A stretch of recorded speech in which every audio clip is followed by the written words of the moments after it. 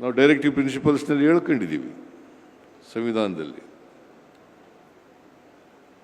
ಅವುಗಳನ್ನು ಅಕ್ಷರಶಃ ಜಾರಿ ಮಾಡಿ ಜನರಿಗೆ ತಲುಪಿಸ್ತಕ್ಕಂಥ ಕೆಲಸವನ್ನು ಮಾಡಿದ್ರು. ಫುಡ್ ಸೆಕ್ಯೂರಿಟಿ ಆ್ಯಕ್ಟ್ ಮಾಡಿದ್ದು, ನರೇಗಾ ಮಾಡಿದ್ದು, ಆಮೇಲೆ ರೈಟ್ ಟು ಎಜುಕೇಷನ್ ಮಾಡಿದ್ದು, ರೈಟ್ ಟು ಇನ್ಫಾರ್ಮೇಷನ್ ಮಾಡಿದ್ದು. ಅಲ್ಲಿವರೆಗೆ ಇವೆಲ್ಲವೂ ಕೂಡ ಫಂಡಮೆಂಟಲ್ ರೈಟ್ಗಳಾಗಿರಲಿಲ್ಲ. ಇವನ್ನ ಮೂಲಭೂತ ಹಕ್ಕುಗಳನ್ನಾಗಿ ಮಾಡಿ ಬಡವರಿಗೆ, ನಿರುದ್ಯೋಗಿಗಳಿಗೆ,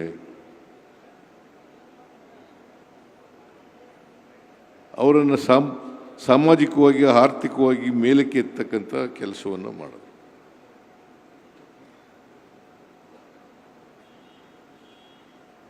ಒಬ್ಬ ಸುಸಂಸ್ಕೃತ ಸಜ್ಜನ ಮಿತಭಾಷಿ ರಾಜಕಾರಣಿಯನ್ನು ಇವತ್ತು ನಾವು ಕಳ್ಕೊಂಡಿದ್ದೇವೆ. ಇದು ಬರೀ ದೇಶಕ್ಕೆ ಆದಂಥ ನಷ್ಟ ಅಲ್ಲ, ಇಡೀ ಜಗತ್ತಿಗೆ ಆದಂಥ ನಷ್ಟ, ಆರ್ಥಿಕ ಕ್ಷೇತ್ರಕ್ಕೆ ಆದಂಥ ನಷ್ಟ ಅಂತೇಳಿ ನಾನು ಹೇಳಲಿಕ್ಕೆ ಬಯಸ್ತಾ ಇದ್ದೀನಿ.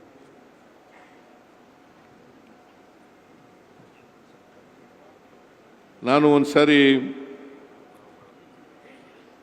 2017ರಲ್ಲಿ ನಾನು ಮುಖ್ಯಮಂತ್ರಿ ಆಗಿರುವಾಗ ಒಂದು ಡಿಸಿಷನ್ ಮಾಡೋದು. ನಾವು ಅಂಬೇಡ್ಕರ್ ಸ್ಕೂಲ್ ಆಫ್ ಎಕನಾಮಿಕ್ಸ್ ಅಂತಕ್ಕಂಥದ್ದನ್ನು ಮಾಡೋದು. ಯಾಕಂತಂದರೆ ಅಂಬೇಡ್ಕರ್ ಅವರು ಸ್ಕೂಲ್ ಆಫ್ ಎಕನಾಮಿಕ್ಸ್ ಲಂಡನ್ನಲ್ಲಿ ಓದಿದ್ರು. ಅದಕ್ಕೋಸ್ಕರ ಇಲ್ಲಿ ಕರ್ನಾಟಕದಲ್ಲಿ ಕೂಡ ಮಾಡಬೇಕು ಅಂತೇಳಿ ಅಂಬೇಡ್ಕರ್ ಸ್ಕೂಲ್ ಆಫ್ ಎಕನಾಮಿಕ್ಸ್ ಮಾಡಿದ್ದು. ಅವ್ರನ್ನ ಕರೆಸಿದ್ದು ನಾವು, ಅವ್ರನ್ನ ಉದ್ಘಾಟನೆಗೆ ಕರೆಸಿದ್ದು.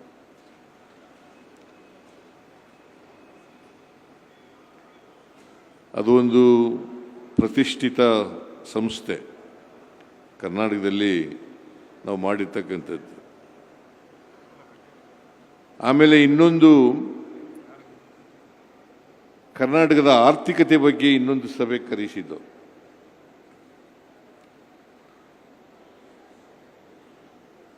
ಒಬ್ಬ ಆರ್ಥಿಕ ತಜ್ಞನಾಗಿ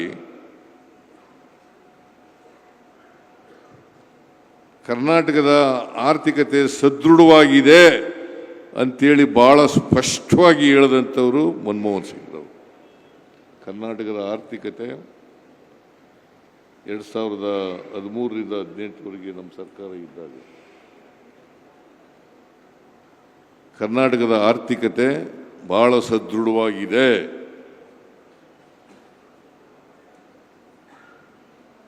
ರೋಬಸ್ಟ್ ಎಕಾನಮಿ ಅಂತ ಪದ ಉಪಯೋಗಿಸಿದರು. ಕರ್ನಾಟಕಸ್ economy is a robust economy ಅಂತ ಹೇಳಿದರು. ಅಂಥ ಒಬ್ಬ ಆರ್ಥಿಕ ತಜ್ಞನನ್ನು ಬರೀ ನಮ್ಮ ದೇಶದಲ್ಲಿ ಅಷ್ಟೇ ಅಲ್ಲ, ಇಡೀ ಜಗತ್ತಿನಲ್ಲೇ ಪ್ರಸಿದ್ಧಿ ಪಡೆದಿದ್ದಂಥ ಆರ್ಥಿಕ ತಜ್ಞ. ಅವರ ಜ್ಞಾನ ಈ ದೇಶದ ಅನೇಕ ಸಮಸ್ಯೆಗಳನ್ನು ಪರಿಹಾರ ಮಾಡಲಿಕ್ಕೆ ಸಾಧ್ಯ ಆಯಿತು. ಪ್ಲಾನಿಂಗ್ ಕಮಿಷನ್ ಉಪಾಧ್ಯಕ್ಷರಿಗಾಗೂ ಕೂಡ ಕೆಲಸ ಮಾಡಿದ್ರು.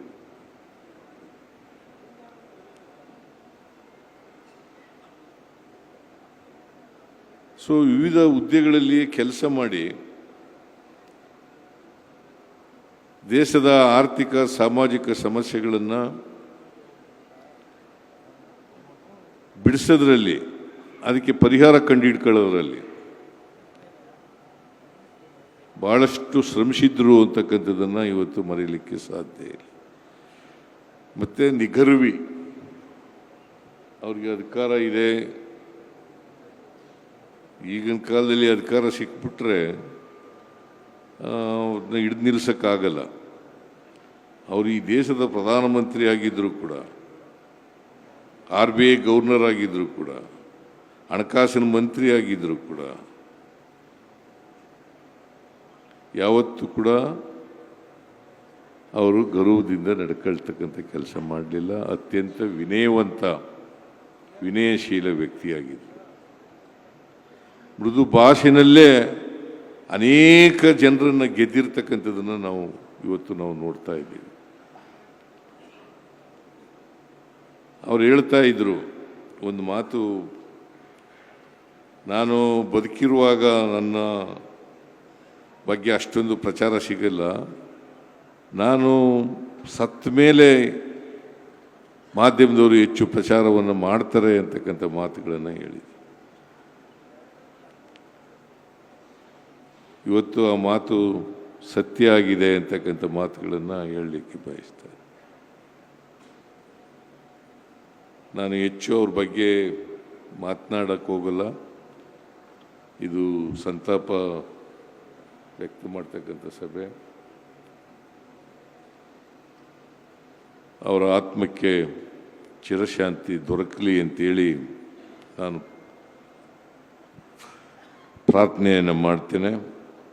ಅವರ ಕುಟುಂಬ ವರ್ಗದವರಿಗೆ ಮತ್ತು ಅವರ ಅಭಿಮಾನಿಗಳಿಗೆ ಅವರ ಸಾವಿನ ದುಃಖವನ್ನು ಭರಿಸ್ತಕ್ಕಂಥ ಶಕ್ತಿ ಕೊಡಲಿ ಅಂತೇಳಿ ದೇವರಲ್ಲಿ ಪ್ರಾರ್ಥನೆ ಮಾಡಿ ಅವರನ್ನು